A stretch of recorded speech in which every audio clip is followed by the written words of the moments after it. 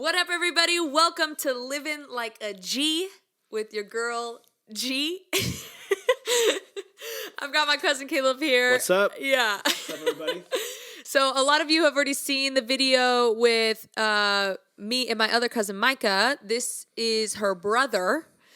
She has two other siblings, a set of twins. You're a twin. Yep. And I always like bringing family on here because they know so much about me, and hopefully I don't get too exposed too much. I don't know if Caleb knows too many exposing stories. I'm not the exposed person. Yeah, Micah knows had a lot of opportunities, which she gracefully did not expose me. But yeah, here we go. We're just gonna start. I always like starting it with first memories of each other.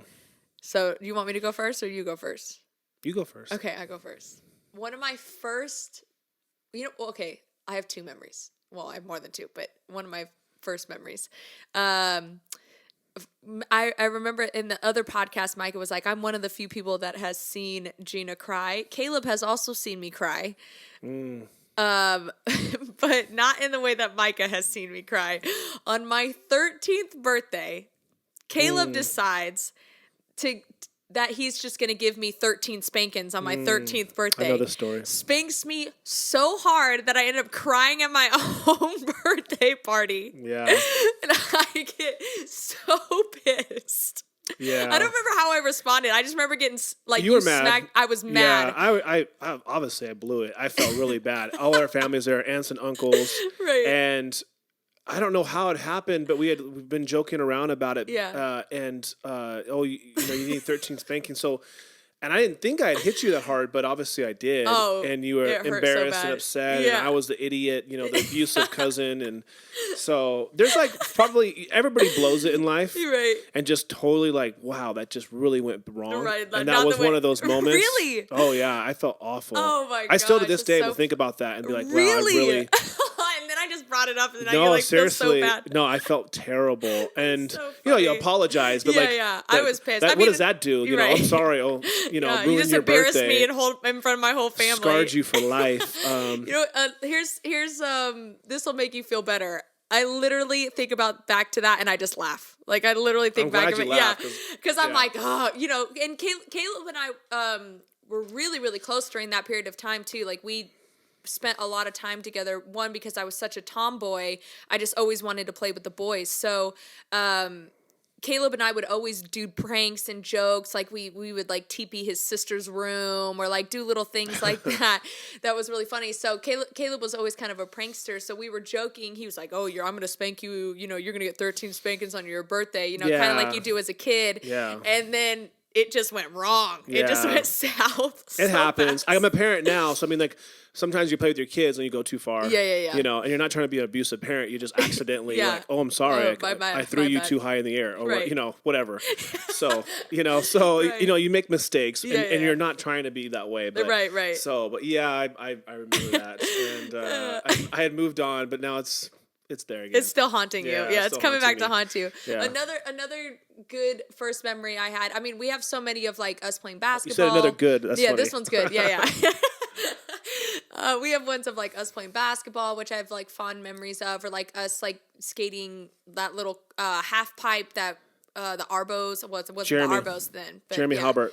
Yeah, we had that and stuff. But a funny memory that I had was we used to, right by Caleb's house that he lived in when he was a kid, there was a 7-Eleven. So we would go to 7-Eleven all the time. I mean, we would just either ride a bike there or whatever. Yeah. And so one time we rode our bike there, and I'm riding behind Caleb. Caleb was really good on a bike. So he was always doing tricks and wheelies and stuff like that. But one time we were driving back, and Caleb's like, "Oh, I just learned this new trick. Let me show you." Right? He's like, I really have no idea where the story's going. I've really nailed this trick. He basically was telling me I've practiced it. I ate it before, but I practiced it, right? And so he's the bike's going. He gets up and sits on the handlebars backwards. So he's facing me. I'm riding behind him. He gets up on the bike. We're on the same bike. No. This one we were on different bikes. Okay. We were on different bikes. Yeah. Okay. Although we did do a lot where we were on the same bike. But he would reverse and sit on the handlebar so he was facing you when you were riding behind you. Backwards. Well, something happened. Either the handlebars twisted or something. Yeah. Bro, you went flying off of that thing. I remember flying off of that thing. And you ate it so... And I wasn't going very fast. You weren't going fast at all. I think something like my coat or something got stuck in the wheel and it just stopped and then I flipped over. Right.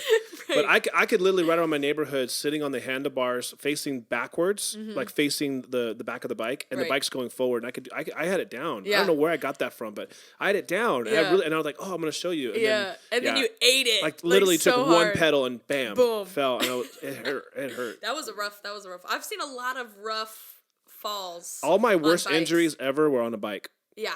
I've broken my arm, split my head open on Christmas Day. Yep. I did so many things. I one time was riding my bike around the neighborhood and I didn't have shoes on, and another guy on his bike hit me and his sprocket cut my foot open.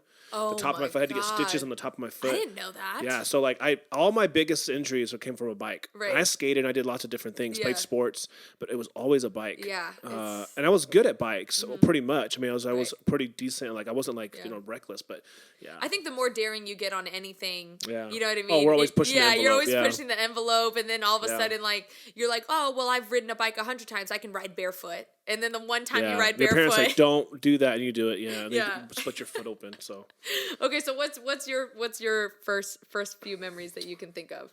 Well, I remember that when you were first born, you were really little, you had so much hair. She came out with like a perm. Like a black, it looked like she had jet black hair, but it was like, imagine like a baby with like a wig on. Yeah.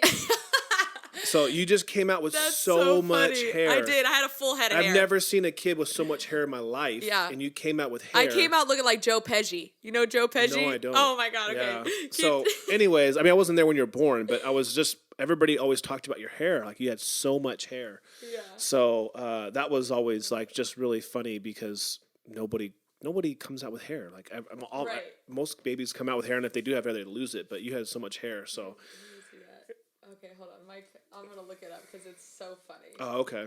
You know the lead guy from. Oh, my cousin Vinny. I came out looking like him. Oh wow! Like a full head of hair, just like done up, everything. Yeah, you had hair. So if you see pictures of Geena when she was a baby, she had a lot of. Oh, straight up, like I came out with a full, like Caleb said, wig, and then I had like. My eyes then were really blue. Blue. Now, as I've gotten older, my eyes tend to stay more green, more on the green side. But back then they were like really blue. So the jet black hair with the blue eyes kind of worked in my favor big time. But Caleb's right. I came out with like a huge head of hair. Oh my gosh, my poor mom. But okay, so what I think we should talk about too, like what was it like us growing up in a musical family? Because obviously that played a big part in me becoming a musician. Our whole family is basically musical, and I always make this joke and say, with the exception of a few, shout out Blake. Blake. You always pick on him. I know. Blake picks on me, so we could go back and forth. He could take it. Yeah, he could take it. But Blake can't sing a tune to save his life. It was actually Micah and I were joking about this the last podcast of how, you know, we do those family competition things when we were kids during Christmas and stuff. And there was always like a singing performance aspect, right? And the girls almost every year won. But there was one year that we lost because we did like a Destiny's Child song. You guys did a worship song. And then we got drowned out by Jesus. We lost to Jesus that day. But we were always laughing because you, Cardiff, and I wonder who else was in your group then. But in your group. Back in the day, we were outnumbered. Yeah, right. Yeah. And but you guys would always be like, Blake, you just lift your hands in worship. Don't sing. Yeah. So every time they would do some performance, Blake would just be in the back with his hands up. Yeah. Because we were like, Blake, don't sing at all. Poor Blake. Yeah. So what was your perspective of growing up in a music family? Yeah, I never thought of it that way. I mean, I know we have people in our family that's musical, but I never thought of it like we have a musical family. But we do have a lot of people, obviously, because we grow up in church and my dad's a pastor, obviously that was always kind of like manifested through church. Right. So we grew up, in the youth group together, playing music together. As a kid, I think looking back, you just realize how much music you listened to as a kid. I was always singing, and I don't think I realized back then, but not every kid grows up like that. Right. Not every kid like sings all the time. I didn't realize even today older. I look at my kids are singing all the time, and they just always are singing. And and it's literally, whether they realize it or not, they're literally practicing. Yeah. Like all the time, singing songs, whether it's Disney or just worship songs in the car, whatever. They're singing. So I just didn't realize it as much back then. I didn't really think about it, but we definitely have a lot of musical, and we also have a lot of teachers in our family. So we have like a lot of in the educational field, which is kind of like funny how like it just literally just goes from generation to generation. Yeah. But we had a lot of people in the educational field, and then we also have a lot of people musically. So it was great. It was a natural fit, and it's something that it was great to be able to explore and be able to use. Obviously, for myself, I obviously used it pretty much all exclusively in the church. Yeah. But it was great. I always found what's funny is like I think I kind of knew I was in a musical family maybe earlier than most of us did, just because I knew I wanted to do music so bad. And then I was always looking like, well, why do I feel this? Like, why do I have this draw or whatever? And I just realized, oh my gosh, everybody in my family either sings or does something. But I always found interesting the competitive side, because we were all very competitive, all so competitive. And I think when I look back on that time in my life, I realized how that really motivated me and pushed me. I think maybe you had a different perspective because you were younger. Sure. So so like I was one of the older cousins. Like if not like the oldest cousin, we have a lot of cousins in our family, and I'm like one of the oldest, like I think the third. and again, we talked a lot. If you guys haven't seen the podcast with me and Micah, like we in terms of cousins, we have like a big bulk of us that were all kind of born around the same time, and out of that big bulk, I'm the youngest out of all of them, and Caleb's more on the older side. And you're very competitive, very, very, very, very competitive. Yeah, and so. So being on the youngest one out of that, I can see how your perspective will be different. Right. Yeah. So I just always remember too, like, okay, so you're in this family, right? And like everybody sings and everything, whatever, right? And you're the youngest, right? And I'm the youngest, and at that point in my life, I didn't have any other siblings. So like my cousins to me were like my siblings. I spent like a lot of time with them. I mean, like months out of the summers with them. Yeah. Like I lived for I don't know, maybe 4 or 5 years right around the corner from Caleb's house. So like Aunt Cindy would pick me up from school a lot of the times. Yeah. Like I just spent a lot of time with them.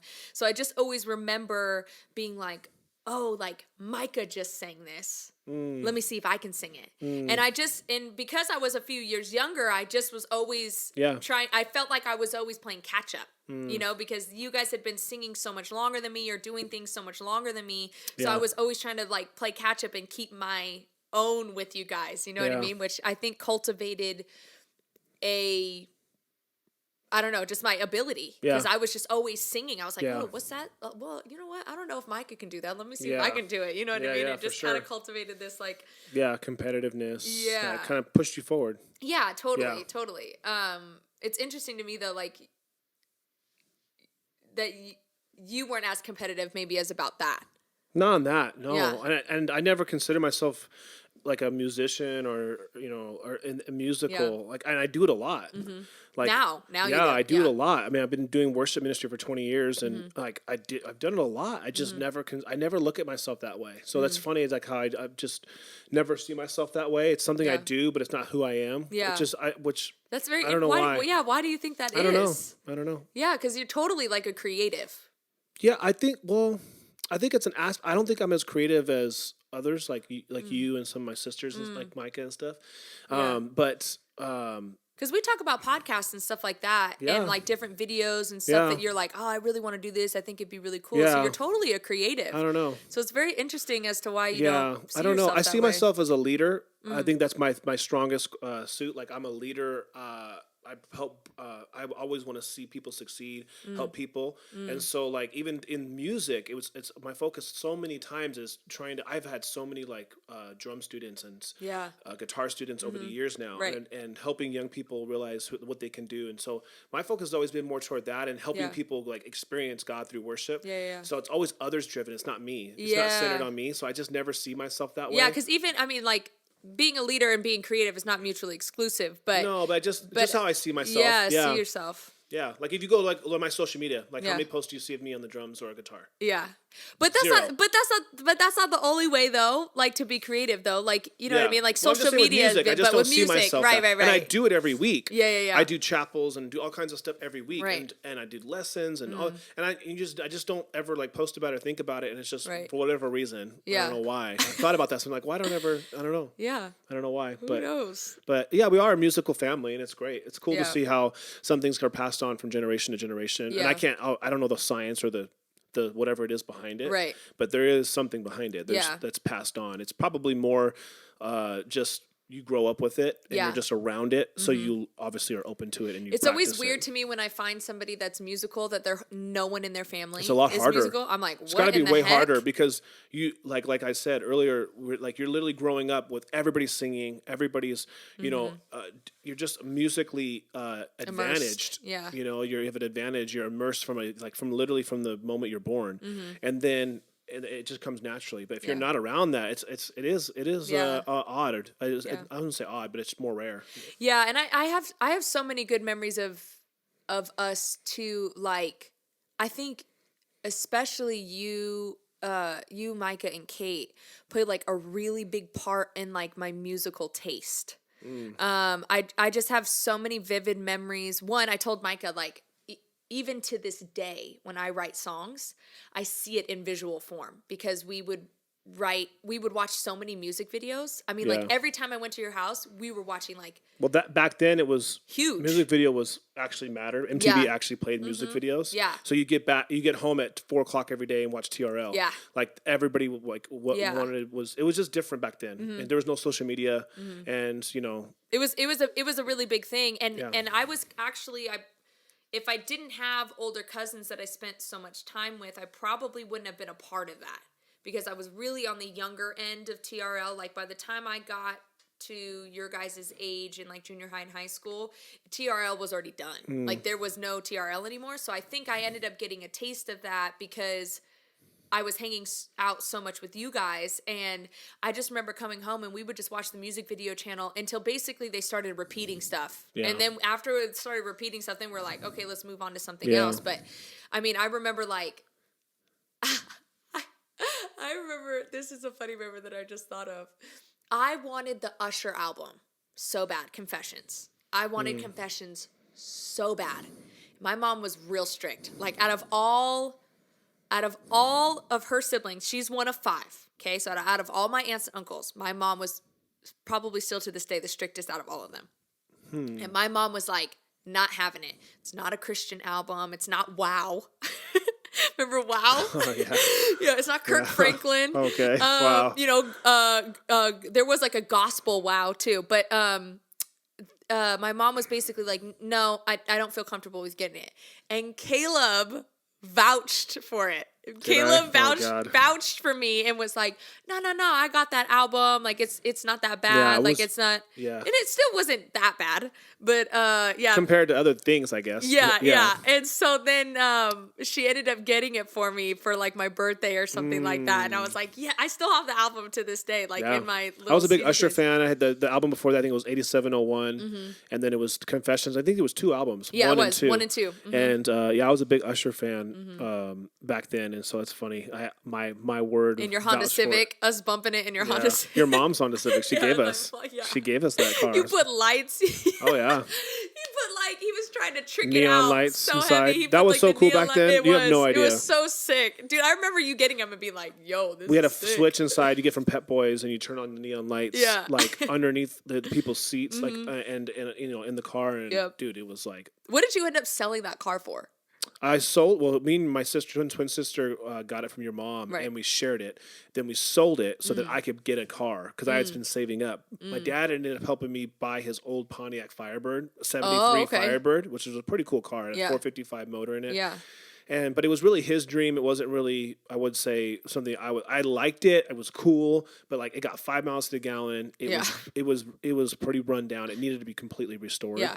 And is that the one in the garage? No, that's another one. That's another one. Yeah, this is the one that he used to own. So he had tracked it down and we had bought it, and it was really cool. And for a season, I loved it. Yeah. But my dream car was something else. I ended up buying a Dodge SRT4, brand new, with my dad's help. But I had saved up a bunch of money. I'd sold the Firebird, saved up money. I had like $10,000 in cash, which for me back then, like when I was 18 was a lot of money. Yeah. Oh, that's a lot of money now. Yeah. You know what I mean? Like 18 years old.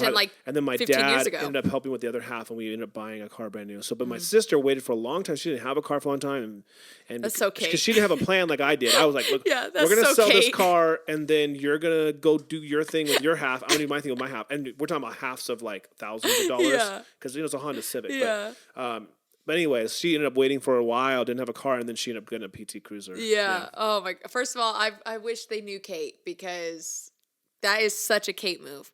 Kate is so like go with the flow, no rush to do anything, like just, you know what I mean? Just super chill. Like if you just want somebody to chill with you on the couch and watch a movie all day, like that's Kate, you know what I mean? Yeah. And, well, I was so into cars, she wasn't. Yeah. So I would be like, I would have had the plan, like I want to get this car, I want to do this, that. So like, and she's not like that. So that Dodge was fast. Very fast. He got this bright orange. Yeah.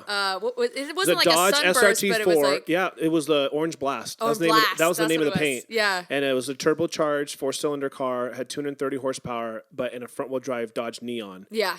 Those cars are very light and had a lot of power. And, I mean, it would literally, like, you'd shift to second gear and it was still spinning the tires. Wow. And, so I got this car, and it was just my dream car, and I fixed it up a little bit. Yeah. I ended up actually owning 2 of those. I sold it when I got married to help pay for the wedding and stuff, and I bought like a little hatchback Dodge. Oh, I remember that. The little red Civic, 92 like SI, and then I bought another Dodge SRT4, a white one. So I liked that car a lot. So yeah, and I remember too. We would be driving on the highway. I feel like I'm saying I remember a lot, but we'd be driving on the highway and. In classic like prankster Caleb form, we would be driving, right? We're all in the back seat, we're all crammed, right? We're flying down the highway. He would whip, like just do a little jerk. Yeah. But when somebody does a jerk, you naturally start trying to fight it, right? Well, then as you start to fight it, he would whip the other direction and boom, your hand slams against the window. Funny, people tell me stories of stuff I did in the car, and I'm always like, I didn't do that, did I? But I did do that to people, and it was funny to me because I would be watching my rearview mirror. Yeah. And what you do is you slowly start to turn like left, like you start to like lean a little bit. And then what people do is they automatically correct it. Yeah. And then they try to push back and then you whip it the other way. And so people kept hitting their head on the glass on the window. Yeah. And they hit it and they go, ow. And I would laugh. I thought it was like really funny. Yeah, I just remember like somebody hitting their head and you'd be like, like you're like deep chest I don't know why. It's just obviously a lot younger and more immature back then. You probably would still find it funny. I did a trick on somebody one time because it was a stick shift and we had just gotten Slurpees. And when you first get a Slurpee and it's really hot, you're just trying to drink as much as you can. So he's got the Slurpee in his hand and he's drinking this thing and I'm in what did I do? I downshifted. So I was like in third, and then I downshifted to second with like really carefully, with not letting him know. So I went down to the lower gear, and then I gunned it. And what happened was the thing went like this, right in his face. And the whole Slurpee smashed into his face. The straw went down his mouth, and like he looked at me like, and I just was dying. I thought it was the funniest thing ever. I used to do all kinds of pranks in cars. Yeah. I would put people's I'll be driving the passenger seat, and I'd put people's cars in neutral, right, without them knowing, because the shifter's right in the middle. Yeah. So we have the stoplight, and I put it in neutral. Yeah. And they wouldn't know. And then they go hit the gas, and it's going, vroom, vroom, vroom. They're not going anywhere, and people are honking at them. And they're just, like, freaking out. And I'm like, and they're like, what? I'm like, it's put it in drive. Yeah, right. And people just start laughing. So I did do a lot of stupid prank stuff. Yeah, like you still do prank stuff. You're still kind of a prankster. Yeah, a little bit to mess with people. Yeah, probably a little less now. It's really funny though. It's never like you never like when you get pranked on by Caleb that you feel like it was ill intent. You always you're like I'm not Caleb. I see some of these videos of people like married couples pranking each other, and I'm yo, like they could take each other's eyebrows off. And, hit each other like on the toilet, like and it's like bad. Like, I'm like, you guys are gonna end up getting a divorce. Yeah, exactly. Like, I don't do stuff like that, like bad stuff, but I'm a little bit of a prankster, a little bit, just to mess with people. Right. I tell Ben all the time, I'm like, I'm not your friend. Like, if you want to prank someone, go prank one of your friends. I'm not your friend. I don't like being pranked. I'll tell you that. I don't like being pranked. You don't like it on the reverse. I don't like being scared. I don't like, my kids will go get into like a thing where they start scaring each other. Yeah. And they always make each other cry. And I don't like to be scared. Like someone pop out at me and stuff. So my wife would do that to me, and I get mad. I'm like, don't do that. So, because I'm like, in my mind, I'm like, do you understand how many times I can get you? Like, right. Well, you're sleeping, and so like it's just we're too vulnerable with each other. We're too It's not fair game. It's not. When I'm in my house, I need to be able to put my guard down. Yeah, I need to be safe. I need to be safe, and I can't be thinking who's going to pop out. Also, at me. Outside the house though, game on. Yeah, maybe a little more game on. Right. Yeah. So, totally. but yeah, a good prank's always fun. Yeah, so. I just have so many like vivid memories of us just. Again, like listening to Kiss FM. Yeah. So I want to bring up something about that. Okay. Because we were talking about music earlier back in the day. So I don't know if people realize this, but back in the day, obviously there used to be CD stores. Mm-hmm. So you go to Ontario Mills, you go to Virgin Records, different places, and they have CDs. You go buy them, and it came out every Tuesday. So like now people are used to like it come out. It's just Spotify still releases on Tuesday people's songs, and now they're starting to do, it's free for all. It used to it's whenever you want to release it. Okay. Well, it used to be every Tuesday. So you go down there and buy stuff, and you sell CDs, and you buy other ones, and it was a cool place to go. Before they had records and it was CDs. Well, anyways, but when I was a kid, I didn't have the money to buy CDs or different things, so we would listen to the radio and record stuff on our tape player. Yes. So we'd have tapes, and then we'd sit there all day long, and we had taught ourselves on our boombox how to record, hit play and record at the same time, record songs. And then you'd get like a mixtape made of all your favorite songs on the radio in order. And then you'd brag to your friends and play like, I got all the jams. I got this new Aaliyah song. Right. I got this, I got that. And she's amazing. Oh, so good. People don't even know who she is nowadays. Oh, the whole generation has grown up, don't even know who Aaliyah is. Wow. You go listen to her greatest hits. It's amazing. Bangers. Amazing. Bangers. Her voice was so pure too. Oh, it's like it's so good. Anyway, we can spend a lot of time on Aaliyah. We can talk about it. I was a big Aaliyah fan, and I remember like when songs came out, and her and many people, but you record tapes, and I had mixtapes like Caleb mixtape 1, Caleb, and then I was a DJ on my ASB team at my junior high, and I would take these tapes and go play them at the junior high during lunch. Would be like, yo, the Caleb so on Fridays, I'd take the speaker out there from the ASB team and play music on Friday afternoons. Wow. And I would have this mixtape that I've been working on all week. Right. And then everybody would be like, oh, dang, he's playing this song, he's playing that song. People would be coming up giving me their tapes. Can you play my tape? Right. And, everybody had tapes that they recorded. So anyways, like that was back then like a thing. I have my stereo in my room right now. Yeah. Ben's been like, can we get rid of the stereo? You haven't used it. I'm like, you never know. Like, I just got rid of mine recently. I moved and I got rid of mine. I had it forever. And you used to have it set up in the corner. Yeah, and I had a sub. It had a subwoofer, and man, that thing would just hit, and the whole house would rattle. Yep. I could never turn it up all the way. It was always like barely on. But to have a cool sound system in your room was the thing. Now it's headphones. Everybody wants the best headphones. But back then it wasn't that. And it was like you gotta have. And I was the generation after the boombox on your shoulder thing, or like people walking around with it. But it was like in your room having a really cool one you got from Kmart or Target with the sub and in a CD disc changer. I like those things. Yeah, if you had the three disc changer, oh my god, 3-piece disc changer, you were like lit. You could just like switch them back and forth. Or if you had the remote. Oh yeah, I had a remote. Yeah, I had the sub, 2 speakers, remote, audio in, so I can plug in my TV, so I can do my video games through it. Like that was. Dude, I remember going into your room and being the speaker I have today, I'm pretty sure is the same speaker as yours, or it's the next generation after. Because if I'm remembering right, we went to Kmart and you're like, "Yo, this is the speaker you need to get," and then my mom ended up getting it for me for my birthday. Yeah. But yeah, I remember coming into your room and you had this whole setup, and I was always like jealous because I was like, I don't have the cords long enough I had to buy cords. Yeah, you had to Radio buy Shack. cords and So you go to Radio stuff. Shack and you buy speaker cord. I mean, it's very easy tech now. People are probably thinking like this was easy, but back then you had to figure things out. Yeah. And there wasn't YouTube. There's no YouTube. There's no YouTube explaining things to you. Or, you know, had to go to Radio Shack and be like, I got Radio the speaker. Shack. I got the speaker. I want a longer cable. How do I do it? Right. You know, like as a kid, you're just trying to figure stuff out. So it was different back then. Mm-hmm. It was way different. It's a whole different world when you're listening to music in a world that doesn't have social media. Yeah. And doesn't have YouTube, it was different. Yeah. It was consumed differently, and it was valued differently. Like I had a collection of all my CDs in a thing, and you show people, and it was back then. It was just in different. The sleeves. You had it in the sleeves. Like I still have like my two. I still have a sleeve of CDs, and I have like my two. What do I do with that? I'm just gonna keep it. I keep it because like how can I? Like I spent so much time and money. Each CD was like nothing $15. Now. It's worth nothing. But I keep It'll come back. It'll come back around. It probably just like will. vinyls. It'll come back around. But like what do you do with that now? But like back then that was really cool. And then they had.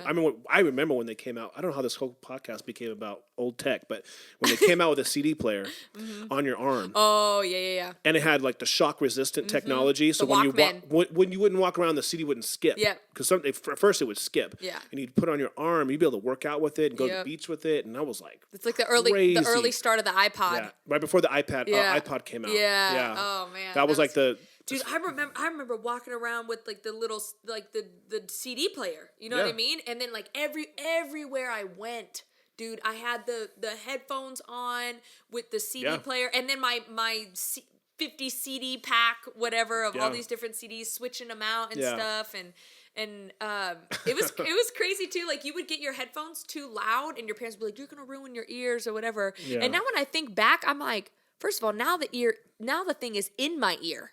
Yeah. Which is to me way louder, right? Like back then they just bled out. Like they just bled out, and I'm like, no, it's really not that loud. It's just it's on the outside of my ear. Like you know what I mean? You would hear it. So now I'm like thinking back, I'm like, parents are stupid sometimes. You know what I mean? They just. You're like, what are you talking about? You didn't know. Every generation has their thing. They're like, what is that? Why are you doing that kind of thing? So anyway, I don't know how we got on all that stuff. No, that's literally what this whole thing is about. It's freaking memories about. But yeah, I mean, music was consumed differently back then. It was. And you were obsessed. I mean, I remember being in your camper. You had that camper in the back, and we would bump. Oh yeah. The radios, like 102.7 in the radio station. I mean, I have like a whole I have like 3 or 4 different mix tapes that I made as a kid. Like they're still in my speaker right now that I could play back of like different things of like. And then the CD came out, and then people had Napster or something like that came out where you can get music online illegally. LimeWire. Illegally, and then you download it. So I had friends that would make CDs. You give them a list of songs, they would go get it. Marty. They would go get it, make it. You give them give them money, and they would give you a mix tape. But now it's on CD. So to have that, and that was really cool too. So people were selling those at school. Yeah, selling CDs and stuff, and it was illegally pirated music. Right. And back then, music there was no Spotify or anything like that. So like you were taking people's music, and they weren't buying the CD then. Yeah. And so the whole music industry had to change. Yeah. Digitally. Then had to sue. Then they ended up suing. Oh man, that was a big thing. Yeah. So, but that was back. And then back then we didn't know like, are they gonna find me? Are they gonna know that I'm taking the music online? Right. Yeah. So you always thought the government, the FBI was gonna break into my house and $250,000 fine. Yeah, that's what they would scare you. Yeah, they would scare the crap out of you. I always had my friend do it because I didn't I'm not gonna get caught doing this. I'm just gonna get caught with the CD. You hear stories of like this one person got arrested. He's 17-year-old kid. Right. But anyways. Yeah, Marty used to be our go-to guy for that, and I remember he gave me this CD, and it had was it Miss Jackson or Roses? I think it was Roses. Right, Outkast. Miss Jackson, yeah, I think it was Outkast. Roses. Roses really smell like and it's funny too when you talk about like your experience with like all of that, like selling CDs and stuff like that, because in private school that was not going down. Like people were not doing that in private school at all. Like I was always trying to hustle and be like, yo, I got this CD. Like, they're like, who let me are burn you? It. Yeah, remember you used to have to burn it through your media player? Yeah. Remember there wasn't even a platform for like there was no iTunes. You know what I'm saying? Like iTunes was a platform, and it made it so user friendly to burn CDs and stuff.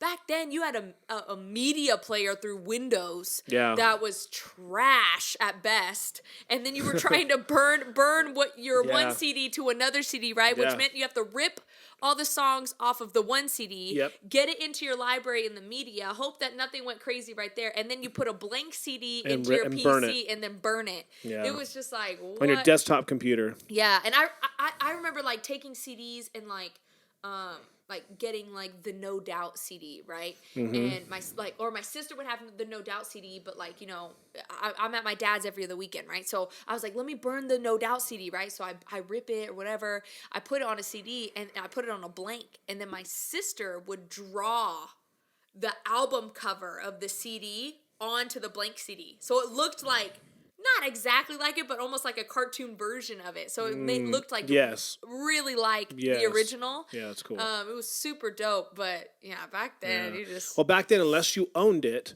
you didn't have it. So like you had to, so like many kids didn't, and think about how much music was out there. So like you had a CD or two, that wasn't enough, and it was outdated in a month. Right. So there's always new music coming out. So kids didn't have the money to go spend $10 on a CD, $12 on a CD, like every month, every Tuesday. So like they had to find ways to get access to them other than the radio. Yeah. So that's what all these ways of doing these things started happening, and then eventually the music industry pivoted and figured out a way to capitalize. Which was smart, because at least they're getting, even though it's 0.006 cents a stream, it's better than no cents a stream. You know what I mean? It needed to be pivoted. There had to be a revolution of that side.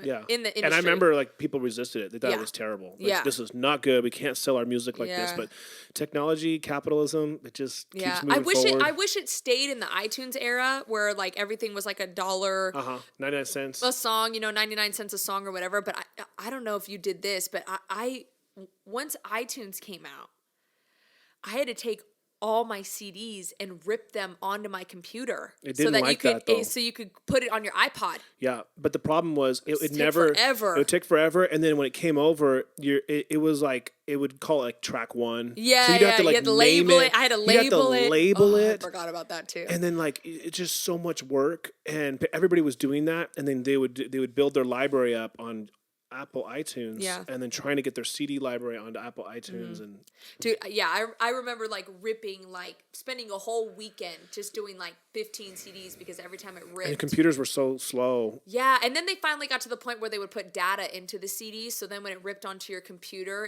it would have all the information in the cover art and all this stuff, but that was like much later. Like at the end of the people doing that. Yeah. By the time they figured that out, it was like, too late. Yeah. Now we're going to do something digital. Yeah, we're already finding something different. You're just like, oh my gosh. The music industry has just... It changes, and it's going to change again. Like I wonder what the next thing is going to be. You probably can attest to what it's going to be more than I can, but it's going to change. It just continues to change. Yeah. Oh, yeah, for sure. I'm thinking some of my friends and I think that it might go like VR. Like doing music in a VR way where you have like either with like glasses or something, like you experience music in a virtual way. Wow. There's a lot of people creating technology for that, but I really don't know. The technology already exists. Yeah, it already exists, but in putting it in the format of like streaming music in that way. But yeah, I don't really know where it's going to go. It's always interested me to where it goes because I would have never thought that it would have gone to streaming. Well, I think like right now, so during COVID, like you can just immediately think like, well, online concerts. Yeah, sure. So like imagine putting a VR thing on and you're at the concert. Yeah. Front row seats. Yeah, dope. So, and the headphones technology and everything is like, you're going to feel like you're there. Yeah, so, sure. All those things are probably already in the works. We don't even know about it. I'd watch a VR concert. Like, that'd be dope. Yeah, you're on the front row. Well, you could never afford those seats before. Right. Now you can. Yeah. And you can be there in person, and you're in the room. Imagine if we had that now for COVID.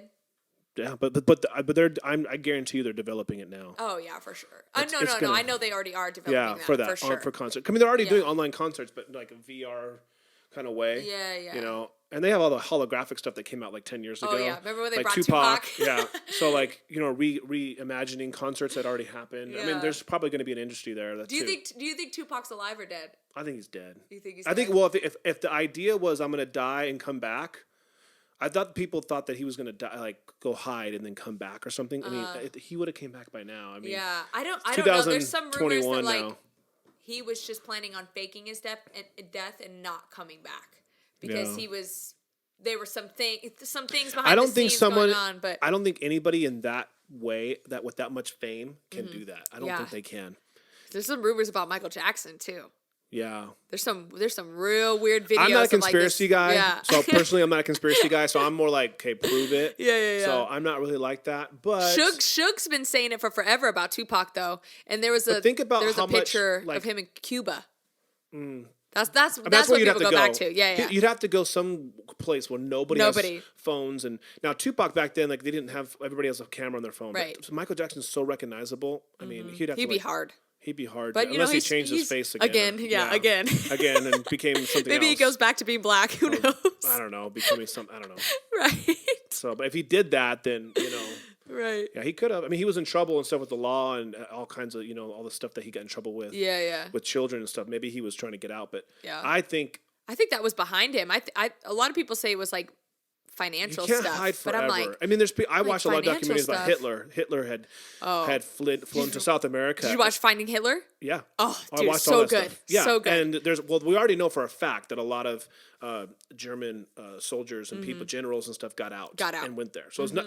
The tunnel system in Germany. You can find the buildings they've lived in and the people that they married, and you can find the evidence. It's not it's just the only question is did Hitler get out? Yeah. And there's some interesting stuff. So I watch it. The body one is what gets me. Like the body in the tunnel is what gets me. Like we were always under the assumption that that he died in the bunker, right? And the Soviets captured his body, and that's why we've never been able to fully... They burned it or whatever. Yeah, that we've never been able to fully, say, right? All we know is that on the intercom of communications for the Nazis, they were saying, Hitler's dead, Hitler's dead. So that's the only really confirmation other than the Soviets and that of what America has. And finally, after all these years, the Russians decide to release the body, the skull fragment that they have, or the part of the body that they have. Come to find out, it's not even a male body; it's a female's body. Yeah. So now we don't even have evidence of his body, right? Yeah. That was a really cool show because they showed you how he could get out of that place, that bunker. Mm-hmm. There was a special place. All the tunnels that people didn't know about. And then they showed you the pathway through the different countries to where he could get out and the places he would have hid.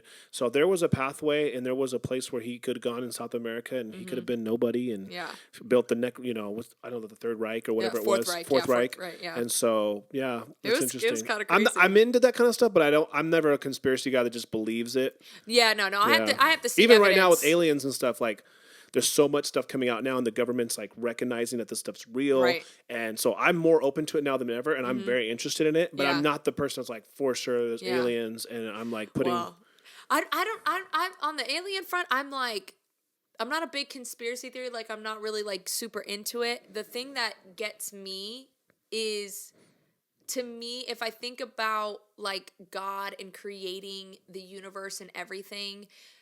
To me, I find it to be arrogant if I think that the human race was the only source of life that he created. Yeah. What? You're a creator of something and you only create humans? Yeah. Like, to me, like, you would create being a creator myself. Like, I don't just create one thing, right? Like, I mean, it's definitely hard to like, where does this fit in my theology? Right. I mean, that's a big thing to swallow. Yeah. So, but I'm interested. And, I'm there's definitely like, things cool. we can't explain. Yeah. And there's evidence now. Back then, it was just like some farmer and some person, some person wrote like something on a rock, and there's an image from a cave like 10,000 years ago, whatever. But I think there's some new things coming out. I mean, like my dad keeps telling me, like, any day now, like someone could we could wake up and like there's aliens in LA, like any day now, like something like that can happen. So, but anyways. Yeah. Okay, so let's not stay in conspiracy theories too long, because you and I could probably go back and forth for forever. But I want to get to this part of the podcast that I call "Which One is Better?" Okay. And in a simple way of explaining it, basically, I just present two things, and you and I go back and forth on which ones we think are better. Yeah. Okay. So the first one I have written down, because you and I both love sports, is football or basketball. It's good. I'm a football fan before I'm a basketball fan. So I would say football. If I had to choose one sport to watch forever, like from here on out, I'm a football guy. But you're that committed to the Titans. I am a big Titans fan, but I'm more of a football fan because I do fantasy sports and dynasty football and different things. So I'm into like all of it, no matter what. Right. But I am a Titans fan, which is weird. I'm from California, but yeah, I would have to say football. But I think basketball is a more pure sport. Yeah. I'm totally opposite of you. I'm like, because there's basketball. Less rules, it's less strategy, it's just pure skill. The ball, you and opponent. There's less things going. Football is so many components. Yeah. And so there's so much strategy and layers to it, which makes it such a great game. But basketball is such a pure sport. Get the ball in the hoop. It's classic. I mean, I love football, and I love what it is, like, especially when it like Super Bowl. Like that, to me, Super Bowl entertainment is hard to beat. Like in terms of like annual sport events, like that's really hard to beat. But when I think about not being able to watch the Lakers for the rest of my life, I'm like, I get it. I gotta be able to watch basketball. And also, like, I grew up playing basketball. Like, that was my sport. If you're talking about sport, like, people, like, once you get done playing tackle football as a kid, you never get to play it again. Like, unless you play flag or something. Right. But adults don't play football. Yeah. But you could play basketball almost your whole life. So like I play basketball every week with friends. I don't play football every week. Yeah. So it's a sport for everybody to play, and girls, boys, doesn't many matter. ages. If you're good, you're good. Yeah. Many ages. But with football, it's not like that. So that's the downside of that. But just as far as a pure fan, I would probably say football. Yeah, for sure. Yeah. Okay, now here's the next one. This one is kind of going back to our like childhood days a little bit. Usher. Yeah. Or Tyrese. Yeah. And we can kind of go through songs here, cause I just recently told one of my friends that's younger than me, he's like 21, 22, about Tyrese. He didn't know anything about Tyrese. What? Yeah, well, many people don't. Oh my the guy, the actor in Fast and Furious, he's like, what? But I showed him, and he had a successful career. But if you're gonna just compare music, like library, compare the two, I don't think you can compare Usher to Tyrese. Oh yeah.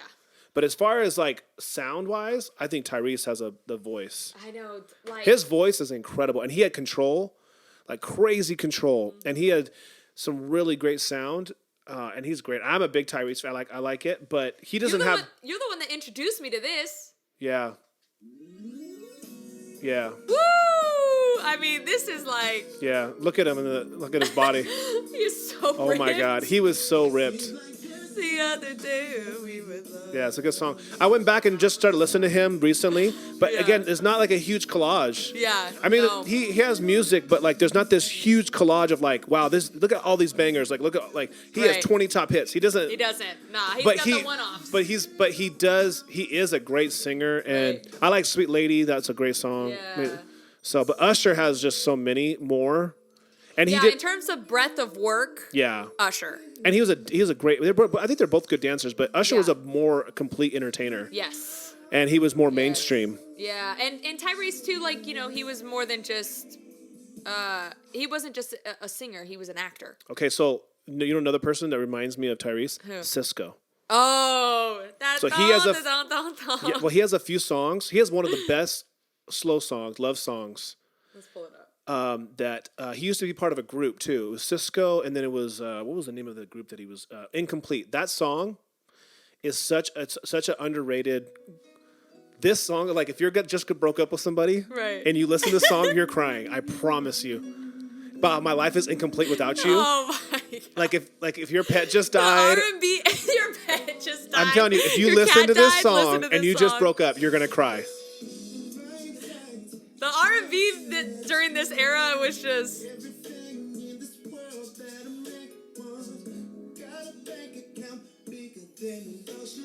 This song is so fire. Do you remember this song? No, I don't remember this song at all. I listened to the whole thing and really listened to it. It is a great song. Did you Did you cry and listen to this song? Did you shed a tear? I would say when I was younger, I didn't have a girlfriend back then when this song came out. Right. But I would sit there and just dream about the future or whatever. But my dog I just had to bury my dog.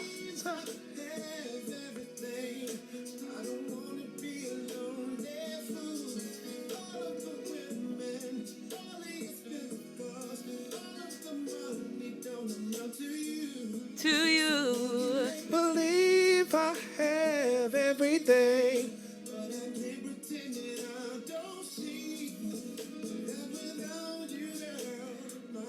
It's incomplete. So it has everything, but without you, my life is incomplete. Yeah, it's a great song. $10 says McKnight wrote that song. Oh, it sounds like a McKnight song. Doesn't it sound like it? Does. Hold on. Yeah. No, he's not on it. Cisco wrote it himself. Yeah. Okay, but back to Tyrese. Yeah, Tyrese had some great songs. Lately, that's a good song too. Lately's great. It's just he doesn't have the collage. He's got the love making music though. Like you throw this on and it's like you're making love. He's got tone. His tone is like butter, like just really great tone and great vocal control. But right. But honestly, and Usher's great, but Usher was more pop. Like he had the mainstream. But remember early days Usher? My Way? Oh, My Way. There was another album before My Way. You got it bad. Yeah, this song is. This is another song like a breakup song.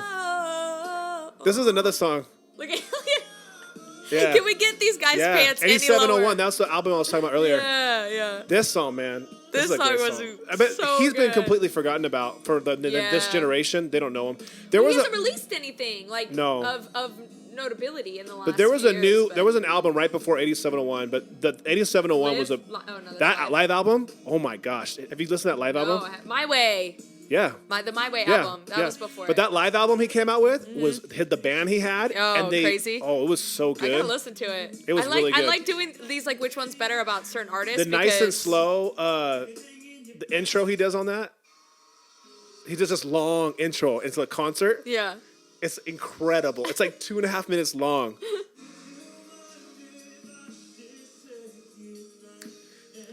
And then the band is just like all freestyling. Yeah.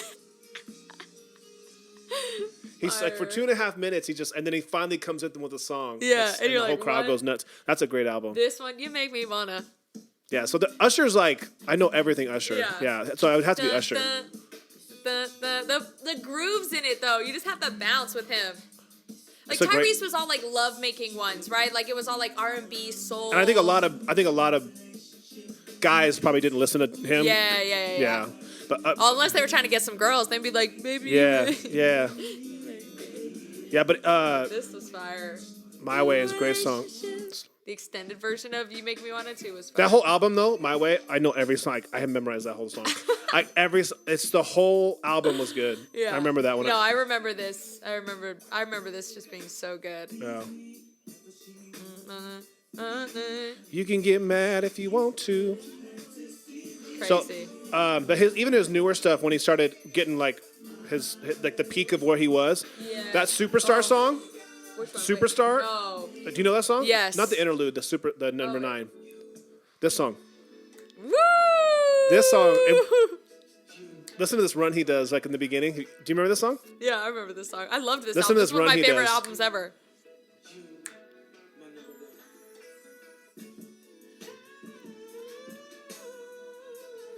Yeah. That's like that Maxwell run too. Yeah, Bad Girl's a good song. The guitar in that one, pretty cool. Oh. Yeah. Oh yeah, it's crazy. Yeah. So he and Burn. You know what I mean? I was a big fan of him. I loved Caught Up too. Caught Up. Yeah. You know what I mean? Yeah. Relationship. That whole thing about the whole album though, where he got caught. Oh my god. So bad. He made a lot of money off it though, but good on him though to like use something so vulnerable. Yeah. And then make it like that's a real artist, right? Yeah. A real artist is like, I have something that's really vulnerable that happened to me, and now I gotta lay it out there. You know what I mean? Yeah. The music video too. He had a whole second life he was hiding. Yeah. This song was crazy too. Yeah, the bass in it. Yeah. My boo, I forgot my boo is on this. Always that one person. They don't. They don't do a lot of duets, right, in the music industry. No, it's coming back. With a guy and a girl. It's coming back and I always felt like that was an utilized opportunity to get like a guy like Usher and Alicia Keys together.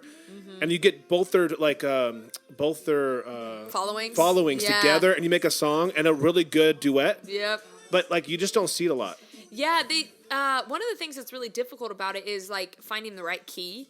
Because listen to like Alicia right here. I don't know about y'all, but I know about it. It's low for a girl, you know what I mean? So you got to be able to like hit the range. Yeah. Beyonce and Timberlake did a song together. Yeah, I remember that.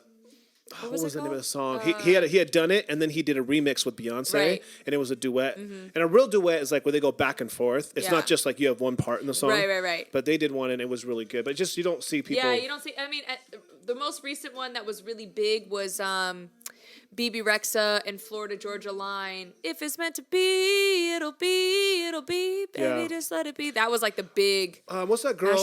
Meghan Trainor and John Legend. Did that was really big. Yeah, I'm gonna love that was good. you. But that was a full-on duet where they're both doing runs on top of each other, and they were both, obviously really talented. So like that was a hit. Yeah. Like, why can't people do that more often? I think that song's in C major too, which is again a weird key for a girl, but it she's really got a worked. big range. Yeah, she's got a really big range. Yeah, she's got a good range. And then we got. Yeah. Hold on. Let me start this back over. Yeah. Let me start. A-Town. Yeah. Like this whole album was just literally like 5 number 1 hits. It feels like people like the people in this generation right now that was born like in 2000 and after 2000 that are growing up and they're now like in their early 20s or late teens. They don't even know who Usher is. Yeah, this one, my boy Pitt. Yeah. It's a great song. DJ God is falling in love again. What album is that? This is Raymond versus Raymond. Okay. Yeah, two side, two. This is with Oh My God too. Yeah. Oh my. That was a good song. I forgot about that. Great song. Yeah. This was huge. This was big when Autotuner was big. With T-Pain and this was high school for me. When this it was Oh My. Baby, God. let me love you down. Yeah, the Autotuner was like huge right here. So many ways to love you. Nicki Minaj. What year is this? This is 10? Yeah, 2010. Wow. So this is like when she was still. She had just released like her big album. So she was like before she was big. Yeah. Yeah. This was big. Okay. Oh my God. This is not. Is there this off of goes this? My baby. Was this off this album or this is a remake? No, that's that album I think. Oh my God. Get you. Yeah. This is he's not he has a Somebody to Love featuring Justin Bieber. Yeah. I remember this. Somebody to Love. I thought that was Justin Bieber's song on his album. But they both had it on each other's albums. They had each other. It was a good song. Yeah. Benny Blanco. Of course Benny Blanco's in it. Yeah, he's in terms of breadth of work. Yeah. He has a more established full career. Yeah, he definitely. But I like Tyrese. Cool. I mean, Tyrese again is the love making music to me. Like I'm not gonna be listening to Oh My God when I'm trying to get it on. I'm gonna be listening to like all the Tyrese stuff and play that on repeat. Like that's just gonna be the better thing. I forgot about this too. Remember? Do you remember this song? Come through. Who is that? This is Summer Walker. I don't know her. This is like a more recent more recent song. Yeah. Okay, I don't know her. So he's still making stuff? Yeah, he's still making stuff. I mean, he had an album come out, let's see, 2018. Yeah. So he's due for something. Yeah. Or maybe he's done. Who knows? He might be. I think he might be doing more producing. I don't know. Yeah, I mean, he was in that movie with J-Lo. So maybe he's wanting to do more acting stuff. Oh, okay. Who knows? Okay. But yeah. I wish people would rediscover Aaliyah. If I had to like pound the table. Is their stuff's not up on Spotify. Wow. So and then the songs of hers that are like I don't know. Probably her family or nah, it's probably got to be like that's terrible. Yeah, it has to be I really wish I can't think of his name right now. Timberlake? No. Her husband. Timberland. No. I thought she was with Timberland. No. Trapped in the closet. R. Kelly. She was married to R. Kelly, remember? She married him when she was 15. It's like a part of that big scandal and everything. That's why another reason why it's like when she died, she was with Timbaland.